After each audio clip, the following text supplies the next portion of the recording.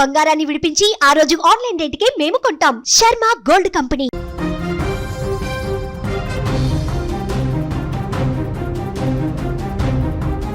తెలంగాణ రాష్ట్రం పైన చలి పులి పంజా విసురుతుంది. పలు ప్రాంతాలలో ఉష్ణోగ్రతలు దారుణంగా పడిపోతున్నాయి. ఈ క్రమంలో రాబోయే రోజులలో చలి తీవ్రత మరింత పెరిగే అవకాశం ఉందని హైదరాబాద్ వాతావరణ కేంద్రం హెచ్చరించింది. బలమైన శీతల గాలులు వీచడం, కనిష్ట ఉష్ణోగ్రతలు పడిపోవడం ఇందుకు ప్రధాన కారణంగా పేర్కొంది.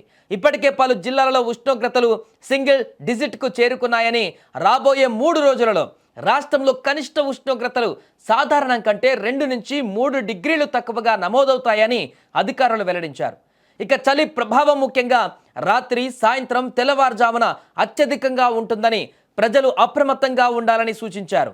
పెరుగుతున్నటువంటి చలి తీవ్రత దృష్ట్యా పౌరులు తమ ఆరోగ్యాన్ని కాపాడుకోవడానికి తగిన జాగ్రత్తలు తీసుకోవాలని వాతావరణ కేంద్రం విజ్ఞప్తి చేసింది. రాష్ట్రంలోని పలు చోట్ల నమోదైన చలి తీవ్రతను బట్టి చూస్తే ఆదిలాబాద్లో 8 డిగ్రీల ఉష్ణోగ్రత నమోదు కాగా, కుమరంభీం ఆసిఫాబాద్లో 9.1, నిర్మల్లో 10.5, రాజన్న సిరిసిల్ల 10.9, జగిత్యాలలో, సంగారెడ్డిలో 11.1, కామారెడ్డిలో 11.2, నిజామాబాద్లో, సిద్దిపేటలో 11.3, మంచిర్యాలలో 11.4, మెదక్లో 11.5, వికారాబాద్లో పెద్దపల్లి 11.8, ములుగులో 12 డిగ్రీల పాటు అత్యల్పంగా సంగారెడ్డి జిల్లా కోహీర్లో 6.6 డిగ్రీల ఉష్ణోగ్రతలు నమోదైనట్టుగా అధికారులు వెల్లడించారు. ఇక ఊర్లోనూ జిల్లాలోనే కాదు, హైదరాబాద్ నగరాన్ని కూడా సైతం ఇప్పుడు చలి వదలడం లేదు. నగర శివారు ప్రాంతమైనటువంటి షేర్లింగంపల్లిలో 8.4 డిగ్రీల రికార్డు స్థాయి కనిష్ట ఉష్ణోగ్రత నమోదైంది.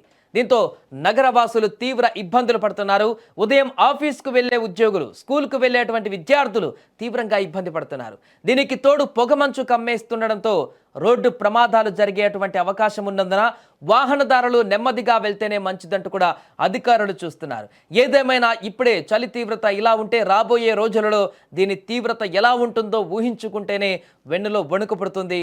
జాగ్రత్తగా ఉండవలసినటువంటి సమయం అయితే ఆసనమైనట్టుగా కనపడుతుంది. ఒక్కసారిగా వెదర్లో మార్పు అయితే కనిపిస్తుంది. తెలంగాణ వ్యాప్తంగా కూడా నిన్నటి వరకు కొంత పర్లేదనిపించినటువంటి వాతావరణం ఒక్కసారిగా నిన్న సాయంత్రం నుంచి పూర్తిగా చలి తీవ్రత విపరీతంగా పెరిగింది. ఈరోజు ఉదయం కూడా హైదరాబాద్లో భారీగా తన యొక్క చలిని తీవ్రతను పెంచినటువంటి సందర్భం అయితే కనపడుతుంది. ఈ నేపథ్యంలో పూర్తిగా వృద్ధులు కానీ, అనారోగ్య సమస్యలతో ఉన్నటువంటి వారైతే మరింత జాగ్రత్తగా ఉండాల్సిన పరిణామం ఉంది.